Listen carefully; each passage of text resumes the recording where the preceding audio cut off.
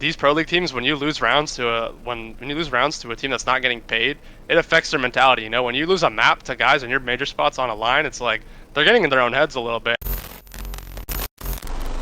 Right, so here I am back at it again, this time with a man that you might know from a few things. You might know him from some Challenger League, some Elements, qualifying for a major before hitting a Pro League spot, just any percent speed run, qualifying for major. Pro League is optional. It is Beeno of CL4Life. How you doing, Beeno? I'm doing pretty good. I've been pretty ill the whole week though. Unfortunately, you can see in the back I'm out of tissue, so I'm on my toilet paper roll now. Oh, jeez. Hopefully, yeah, I'm hopefully gonna go to the store and get some new tissues. But other than that, being sick all week, it's been unreal. Yeah, craziest week probably I've ever had playing a game. Yeah, Yeah. pretty just surreal. And I imagine it's been pretty hectic too, because all of a sudden you go from, oh, just another T2 team to, oh shit, we've got to plan flights, and we don't have an Yeah. org that's doing that for us. Unless you do, in which case, maybe you do, maybe you don't. That's always a little funky when you get an orgless team qualifying to a major. But before that, I want to talk just about this LCQ run, because this was legendary. And I want to start with you joining this team, because you, having looked through the Wikipedia, once you settled into T2, T3, you don't move around a lot, You were getting your start, and then you found that Wichita Wolves Wildcard Aces roster, and you stuck with them for a year and a half, and now you're on Makers, and you just stuck with Makers as soon as you made that jump. Why? How did you get on this roster? Why pick this roster? How'd we get here? Um, yeah, I mean, I guess to put it as blunt as possible, for me playing any game, I kind of just do it to have fun at the end of the day, you know? I never took it as seriously as I probably could have in the beginning, so that's why I was play with my boys on Wichita Wolves and Wildcard for so long. I mean, and originally when I actually met those guys, it was just from friends of friends, but we just become boys, and then at the end of the day, it's it was that satisfying feeling of getting on, playing with your friends every day, going to compete, and still competing at a really good level. We were pretty good. Yeah. But yeah, that's kind of the origin for that. And then it's kind of the same thing with makers, I'm not someone who is really gonna just switch up an entire team just because something's not working. I'd much rather actually learn my teammates, work through problems, stick together, create new ideas and stuff like that. So yeah, I was really fortunate in order to get picked up to this makers roster originally by Packer and them, and then yeah, the rest we've just kind of stuck through everything, and it's been a hell of a ride, yeah. Yeah, and before this LCQ run, you kind of have been running the pockets of T2 and the Pro-Ams as well, which also got to be real satisfying. But that was also with a different roster, Before this LCQ, you had to make some adjustments. Kobe and Woos got called up to the big leagues, and you had to replace them with Adam and Tristan. Were there some struggles with that adjustment? Were there oh shit, we don't have enough time to make this work or get as settled as we want? Or was it kind of clicking instantly? Because I know sometimes it's real smooth, sometimes it takes a lot of work. Yeah, no, we definitely had a good portion of struggling. Originally, so we made the team. Yeah, we had Wes and Kobe. We both sent to Pro League, which was pretty amazing for that. Being in T2 is challenging. It's you're gonna if you make a best roster and you actually start winning, your guys are gonna start getting poached. So it's always that constant battle of all right, this stage we sent 2 guys to Pro League. How do we rebuild and how do we still compete at the highest level and even get better, right? Yeah. So that was the question we were gonna ask ourselves moving into it. For regarding our pickups for Tristan and Adam, I'll start with Tristan. I mean, Tristan's a really close friend of mine, and Packer and Giddy, obviously, he played on that reality TV roster. Yeah, So yeah. I play ranked with this guy every night. He's one of my closest friends in the game. That was a no-brainer for Tristan, and I mean, we asked him to come play, and he obliged. So yeah, Tristan's always been. It's not a question of skill with Tristan. So Yeah. he was an instant no-brainer, and then Adam as well was really surprising because he played in the Pro League roster on Wildcard with Packer. Yeah. So we already knew about his skill, and I mean, he got the pick up to Sonics, and I think for that specific roster that he was on Sonics with, it was probably a role thing that didn't work out because I'm surprised that he didn't get another look at a PL roster because he is genuinely incredible. He's I mean, nasty, dude. we picked him up for our team playing first entry. because Packer said he could do it. And I mean, yeah, the numbers speak for himself. He is easily one of the most talented players in the whole of NA. So that was pretty unreal that we were able to get him for literally free. We didn't have to do anything. So yeah, that was two pickups for gunning, and then we struggled. Like if you look through our history, so it was like during that, I think it was the Wildcard restart tournament. That was like the time period where we sent two guys to Pro League and we had to rebuild. So I think we played the qualifier for that. And I think we still had Wes at the time because so Kobe already went to DZ, so he wasn't playing with us, and we Yeah. picked up Adam. So we played that qualifier with, it was like us four and Adam, and then the roles, like, it didn't work out right there, and we got smoked. Like we lost, I think, to Karn and JJ, and that, like, I don't know if you remember that JJ qualifier game. He like actually smoked us. Like that was probably one of the worst losses I've ever had in I the think just that T2 entire space. It was tournament, like, JJ was on yeah, one though. that wasn't even the tournament though. That was just the qualifier. We got smoked so bad, and then we were like, all right, this is going to be a little bit harder than we thought. And then luckily enough, we were able to get like an invitation spot to the actual tournament, so that was kind of nice. And then the weeks passed, we got Tristan, we actually started scrimming, but that was just like an instant wake up call. It's like, when you send guys to Pro League, there's going to be growing pains. It's not going to be just like you get two new guys, you're going to be able to run the same system. No, we had to change the entire system. You got to get guys on their ops, you got to get guys on what they like to play. Replacing Adam with Kobe is not the same player, right? Like you're not gonna be Yeah. able to just put him in the same spots. So we switch our like playbook, switch shits like that, and then start working as a new team. And then, yeah, it's crazy to think that we actually even got better from the point that we were originally. Yeah, and this LCQ run, just starting with the Open qualifier, you guys did not have an easy time of it. Like you're playing SSGA, which for those that don't know, the academy team now has Rampy and Dream, two pro league veterans with a bunch of younger talent. So it's not like that's a walk in the park kind of opposition. And then you had two back-to-back games against Los, a pro league team, just to even like qualify for the LCQ closed qualifiers. So like, talk to me about that open quals because yeah, you won element 3, so that gives you like a bit of a buffer as far as like you don't have to go from round 1 of the open quals if I remember, but you're still playing like these T2 teams. They're still scary in like BO1, BO3 situations. They can always steal one from you. You're facing SSGA, you're facing Los. These are good teams with some solid talent behind them. Like, what was this open qual a worry? Not really for us. To be honest, like from an outside perspective, it's a lot different from an inside, from our like actual day to day and how we're improving and the steps we're taking to make sure we're prepared. The biggest thing I can say from like an outside POV, it's just difficult to gauge like the skill level of teams because you're labeled as T1 and T2. So like even for our roster, since our formation in like April, by even May, like the first LCQ, we were competing with SSG with like 2 weeks of practice. So we knew we already had like good fundamentals, good team play. And I mean, even throughout Element, right? Like that's literally like our pro-am, I guess. It's not as important to the pro league teams, but we're still beating like Sonics. We're beating Wildcard in the final. So we already know from that point on that like we're competing with these pro league teams on levels that like we can even like improve upon, right? So Yeah. yeah, we knew what our like ceiling was. We just like a matter of increasing the floor to make sure that we don't lose to teams that we know are not that we know we're better than.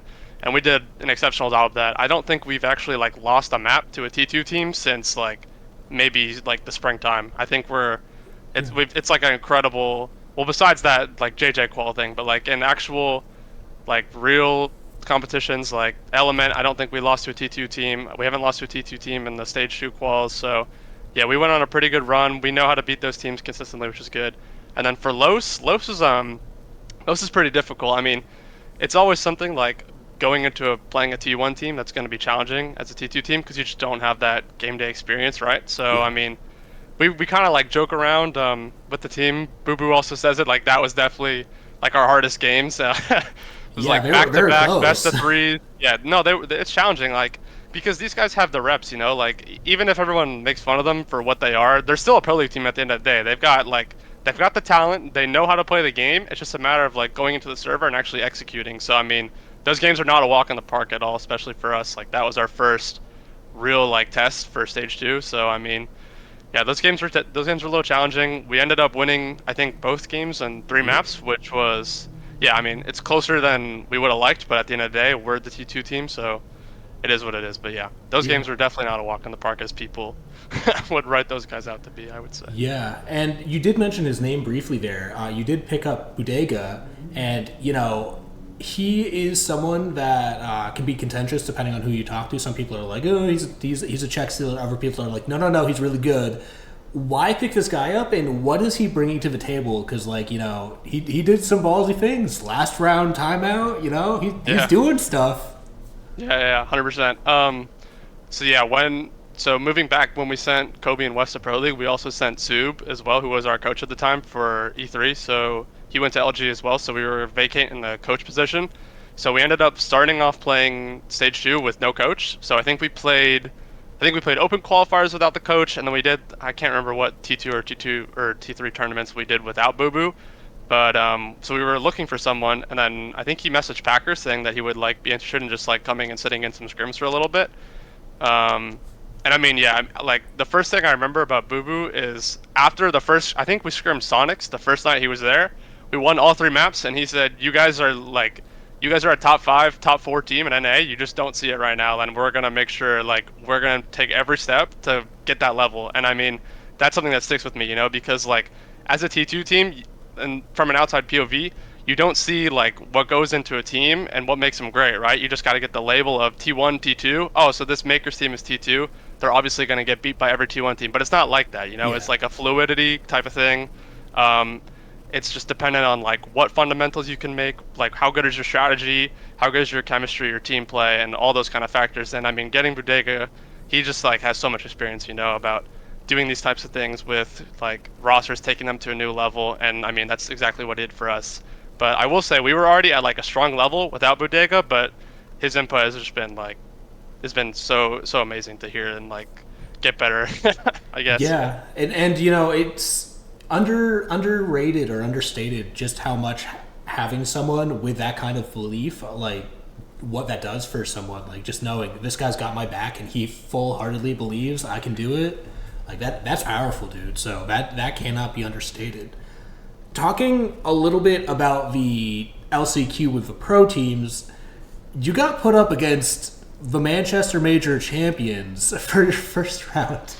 Yeah. Looking at it like from the start of a bracket, did that feel kind of unfortunate? Because you got C9 Beastcoast right there on the lowest one Yeah. is like on the same side of the bracket as you, so you can potentially face them for a third time. Yeah. Was this a rough draw of the bracket? Was this easy? Like, you know, Um, the funniest way to put it, honestly, is so in the previous stage we also were the first seed going into that LCQ, so like the T2 portion. And it's always the same thing, right? It's like you can make the expected bracket, but that 6th seed in NA has like always been like historically one of the best teams. Like in stage 1, we played SSG first round, they were the 6th seed, they make the major, right? yeah, So it's kind of like that time testament of like I mean, you saw it today, even just like hours past. Like Black Dragons, the worst team in Brazil. I know they didn't get 6th place, but they end up making the major. It's kind of like that system of like, okay, during the actual stage, we didn't play to the level we should have, but now there's like a week off, and let's get better. So I mean, that's just kind of funny how it works, because I feel like always that first game, it's actually like arguably better to get second in our thing, because then maybe you play like an opposition that's not as good as the expected 6th seed, the 6th seed, but yeah, if we knew going to that game, if we beat Beast Coast, we win this first game, we have like an absolutely huge chance of making the major. So that was our test. Like if we get over this hurdle, we know we are in actual contention for making this major. yeah, and it was a slugfest for a number of reasons. How did you guys work around just not being able to get entries? Because that was the big talking point. Was like, even Packer was joking about it after the game. Me and Tristan just inting on entry. But you guys were winning despite that. Like, how did you overcome that disadvantage? Because the statistic everyone throws out is like, oh, first entry leads to like a win or round win 70 to 80% of the time. So how did you overcome that disadvantage? Because that's a big deal. Yeah, I mean, to be completely honest, like for all the statistical values and stuff like that, I don't actually like look into it anymore as much as I used to. Like if you're just in the server, you kind of just get like a feel, and the game just ebbs and flows, and you got to just play around that. So like when you're in these type of rounds where you lose a first pick, we just like try to create, okay, how can we do this next step in the mid round in order to like regain that man count back. So that's what we kind of like focused on in our core scrims and like working on those core fundamentals to like open up rounds and stuff like that. So I mean, yeah, even if you're having a bad day in the entry department, I mean, like there's rounds where everyone on our team will go for an entry pick, you just don't win the fight, right? So it's Yeah. like, what's the next step we can take in order to go secure a kill or go take a certain piece of the map, right? So we can like divide the setup in half. And yeah, that's not easy. That's like what a lot of teams I feel like don't do it at a high level, and that's something that we really focused on. So yeah, like a lot of teams will win that first fight and then think the job's over, but it's not. You have to like cultivate a round. I mean, the one round that like kind of I remember a lot from that game was it was on Bank. I think Gunner jumped out of the windows and killed two Oh guys yeah. on rappel in the first like minute or so. We traded him, so it's obviously a 4v3. But then we just read the round, right? Like I get drones in sight, I have the bomb. Packer gets on my cams. He's like, "Yo, you can just plant the bomb here. Let's just get a post plant and win this round." So I just smoke off the cross. Like we don't even need to go for kills. You just take a specific like portion of map control off of what you see, and you execute a play. So I just smoke the cross, plant the bomb, and then the round's winnable from there. So we were just practicing a lot of that in scrims, and yeah, it paid off in that game a lot. Yeah. Yeah.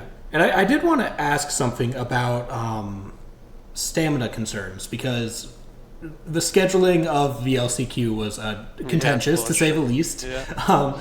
Was there a worry of like, particularly on that last day, though, you know, it was pretty late for the first match as well. Were there worries about like stamina and fatigue? I know Merc made the tweet. Yeah. Tristan at 1 p.m. is prime Jordan, but like you know, it's still ranked grinds and game day are two different things, right? hmm Yeah, I mean the schedule is obviously pretty crazy, but it's out of our control, you know. So we're just gonna show up and do the best we can. I think, at least from my point of view, I thought it was actually a good thing that we played the second game because we were able to go into that final warmed up and dialed and ready to go, which was something that we struggled on significantly. Like that first map against Beast Coast, we weren't warm. We like just went into it and got smoked. So that was something that we struggled with. So I was glad that we were able to do that. Um, but stamina wise, like I think we were pretty prepared for it. The main thing that we did such a good job of that I'm proud of the guys was we never got mental shock. Like that's something that we worked on like tons because these pro league teams, when you lose rounds to a team that's not getting paid, it affects their mentality. You know, when you lose a map to guys and your major spots on a line, it's like they're getting in their own heads a little bit. And then at the end of the day, there's just no pressure on us. Like if we lose a map, that's our pep talk. You know, like Packer Giddy, and they're all like, guys, we're just here to have a good time. Let's just make sure we go out and play one round at a time and just like do the best we can because that's all we can do. So yeah, there was like no pressure on us. Like we were just playing to have a good time.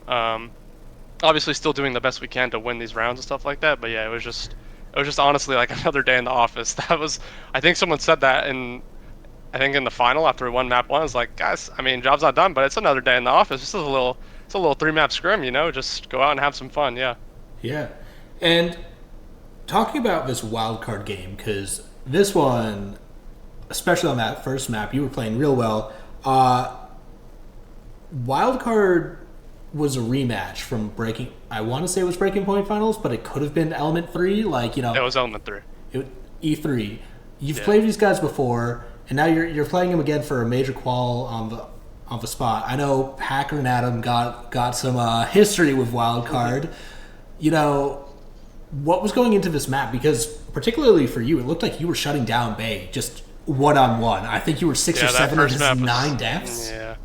Yeah, I felt bad from that first map. I mean, we were joking about it too. If you go back and watch the VOD, the first, like, I think it was maybe the second and third round, I killed him, top beast, by, like, one-tapping him in the exact Yeah. same way. Like, I literally just quick peek one-tapped him. So, I mean, but everyone has bad maps. Like, Bay's been a great player for them. I think he's probably been their best player throughout the stage. So, yeah, there's no disrespect to Bay. I think he's good.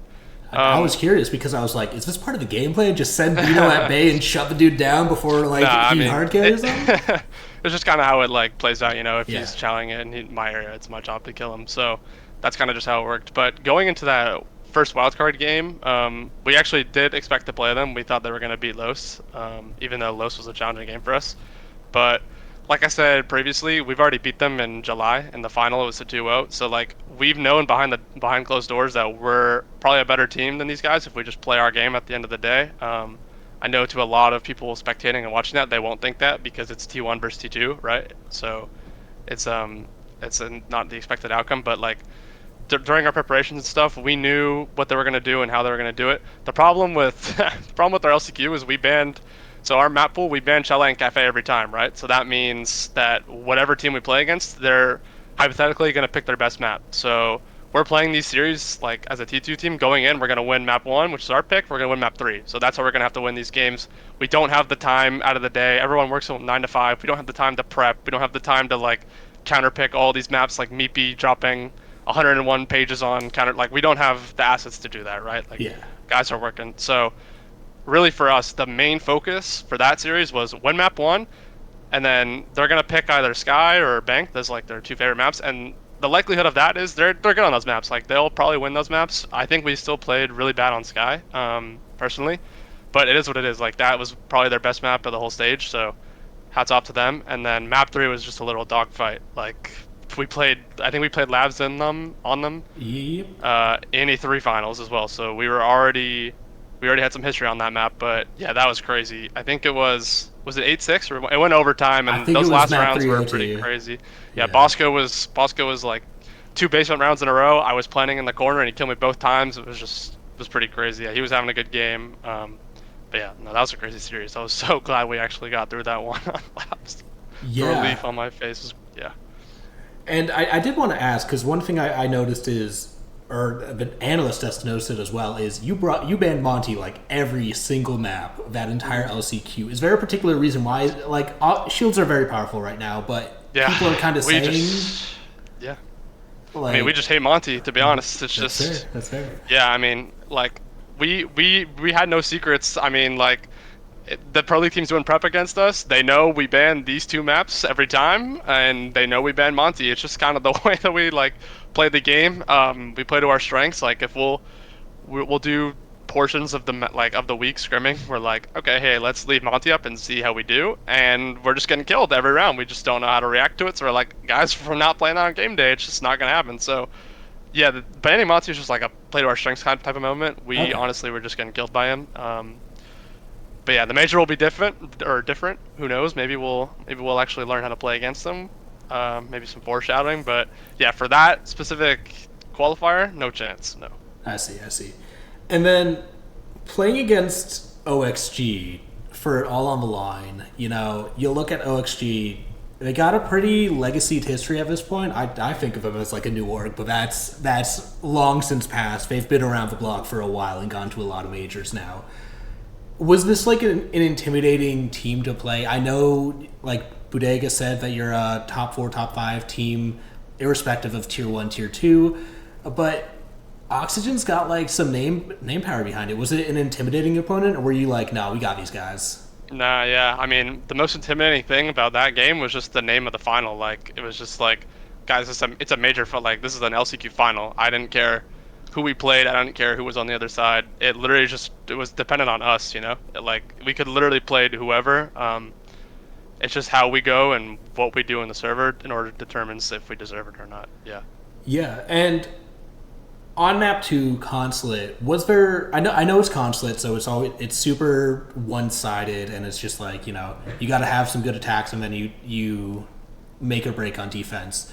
Was there a worry that like OXG was mounting a bit of a comeback? Because the way you started losing some of those rounds on the defense started getting a little scary. Packer C4ing himself. Yep. I'm not saying Yeah, that's like the one one moment, but it started going like, hold on, are we choking? Are we crumbling right now? Was that a worry? Nah, not at all. I mean, that's just something like attribute to the guys as well. Like our actual mentals was it's probably the best team I've ever played on for that type of like rebounding. I mean, I played in rank stacks too, where like you're just getting so chalked, right? Like that's what these pro league teams are doing. Like if you lose a round like that, like Packer just C4'd himself and arguably the biggest game of his entire career. But no one cares. We're just laughing and then we go next round. That's what you got to do. You can't like take something like that so serious. But I mean, yeah, when we got to that actual final, those 3 maps that we had, we were super confident that we could win this in 2 maps because we were a good Consulate team going into that game. We also liked Lair. We didn't play it well against Beastcoast, which was like that kind of first map thing I talked about. But Yeah. yeah, we were stoked that we could play those maps against them. But yeah, we started so hot in Consulate. Like after winning, I think it was like 4 or 3 attacks. We put it in a great position to do so. But I think defense, it was just like not even the heat of the moment caught up to us. It was just like silly mistakes, you know. Like that Yeah. one round, Newers like walked down locker hall. We had eyes on him too, so we knew he was gonna do that. And then like he's holding Tristan the whole round. Tristan told me to swing, and I didn't end up like I was like he was like I need help, and I didn't swing him because I didn't want to like throw my life away. And then Packer runs down the hall. He's like I got him, don't worry. And then C4s himself for like, and then he comes back around the hall and one taps me. It's just like Jesus, bro. Like sometimes it's just you gotta laugh and move on. So I mean, yeah, it's just like kind of one of those rounds, and that just happens. But you move on, you know. Yeah, and another moment from Consulate that I want to talk about is that last round timeout by Bodega, because there's a few ways to interpret this, especially without the listen-in. You know, you could take it the last-second adaptation to win the final round and qualify for a major, or you could look at it from a more cynical perspective of let's let them stew on that last round loss before you play for all the marbles. Like, what was this timeout? What were you guys discussing in it? Yeah, I think yeah, before I get into the timeout, Boo Boo actually had some great timeouts throughout the event. I know a lot of people have criticized Boo Boo for the way he's coached for M80, but it's again, like I said, there's just so much behind the scenes that the outside perspective doesn't get to see with Boo Boo, and it's been actually unreal. Like his timeouts, he called a timeout on Layer after we won a 2-1 defense split, and then orchestrated the rest of our 3 defenses and said, "These are what you guys have to do. We're doing this for this side, this for this one, and make sure you do this." And then we got a 5-1 split. So I mean, yeah, Yeah. Boo Boo's timeouts have been really helpful in order for us to make sure we're on the right track and stuff like that. The 6-5 one on Consulate, I think it was just like kind of an emotional thing. Like we were like as a T2 team, when you're one round away from like that close to glory, you just have to kind of let grind yourself in the moment. So I mean, he called a timeout. We took a second to kind of just chill out, breathe a little bit, and then talk about what we want to do, because I think we lost Garage 2 times for Yeah. that map. So he just called a timeout. He was like, "All right, guys, we go piano here, or we go tellers. You guys talk about it, what you want to do. If we do this, this is how we're gonna play it, etc." And then yeah, we just got like an extra 45 seconds to just like chill out and then just confirm how we wanted to play the actual round, not just go into things rushed. So yeah, that was the timeout, and then obviously it worked pretty well. Yeah. And so I know you're a bit of an odd one out on the team because a lot of the rest of your teammates have had pro league experience in one way or another. You know, Adam and Packer have been in the league and out of the league and in the league and out of the league. Tristan had offers, we know this. You know, Giddy is got a massive chip on his shoulder as like the testament of the failures of the system. But you know, you don't really have like that history, that grudge against like some of these pro league teams. How does it feel to qualify for a major, skipping the pro league entirely, just saying screw it, I'll do it myself? Yeah, I mean, obviously, like just surreal, you know. I mean, it just kind of it goes to show that we needed a change in the system, which I'm glad they actually added the promotions, because it just creates a more healthy environment, you know. Like there's no opportunity for guys that actually aren't set on specific orgs in order to like get interchanged into the league and actually compete, which I feel like you just need for like Yeah. you can see it in real sports. I mean, if you watch soccer, it's like the same thing. It's just that relegation and promotion. It just keeps it healthy, you know. Like there's always a constant battle for these teams in pro league who aren't performing at the level they need to. There's no security, right? Like you actually have to make sure you're doing everything you can and put in extra hours and stuff like that. So yeah, for us as a T2 team, like I've said previously and reiterating, we already knew going into this that we were a much better team on paper than like just that you're like your average T2 team that wins everything. Like we knew we could compete with these top dogs. We've been scrimming against the best pro league teams in NA weeks on end, like performing exceptionally well, making sure our fundamentals were really well and like really sorted. So yeah, we knew we had a really good chance going in, and I mean, just seeing it come to reality is just like unreal. I mean, yeah, I don't know if I have the words to kind of like describe it. It's just like I still kind of don't really believe it yet. Like I feel like when we actually fly out to Montreal and get that like first practice room scrim where you're like you look to your boy on the right and it's just Packer screaming like fist bumping, that's gonna be just like a dream come true moment. So yeah, honestly, just so excited. Yeah, and you know, you're in the first phase of a major, and there's some exciting teams in there, right? You've got 2023 SI winners G2. Are we gonna see CL for I hope Life so. take them down? I hope I wanna play the hardest team first. That's what I want. I want to Ooh. play the hardest team first. I want to make sure we put a statement game. I mean, whoever we play, we're just gonna play our game at the end of the day.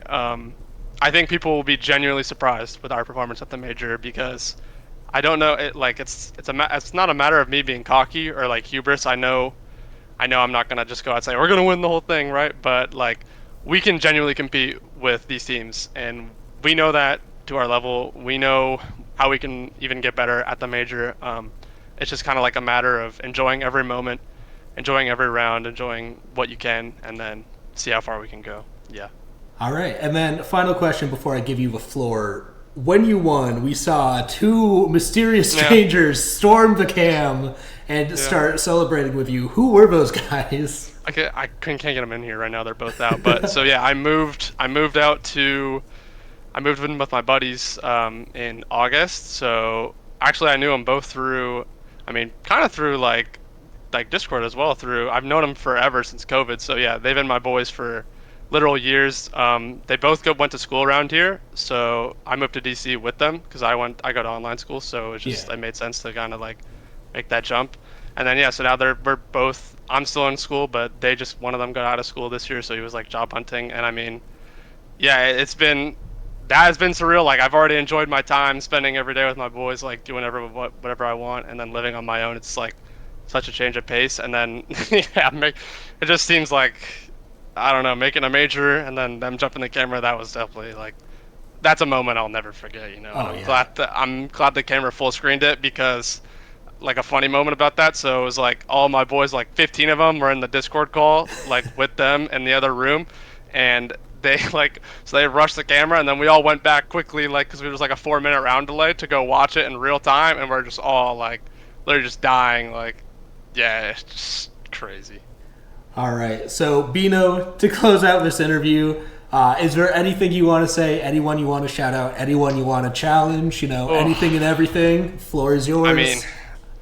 yeah. First of all, I mean, just thank you everyone for the support. Like, I can't express how thankful like we feel it to such a degree. It's like it literally feels like there's an army behind us. I literally can't even put that into words. But I mean, thanks to everyone for supporting. Thank you to my teammates as well who gave a chance on me. Packer picked me up. I mean, there's been even as a T2 team, there's been like tons of backlash. Like I know I came from a team with Wildcard, and I know like my teammates have tons of experience and that I maybe don't, but I'm still trying to do my best every day to learn and get better and stuff like that. There's a lot of people who've been like doubting me personally, but at the end of the day, you gotta do what your teammates want you to do. You gotta dial in and just focus on what you can control. So yeah, I appreciate everyone supports me and stuff like that. Thank you guys so much.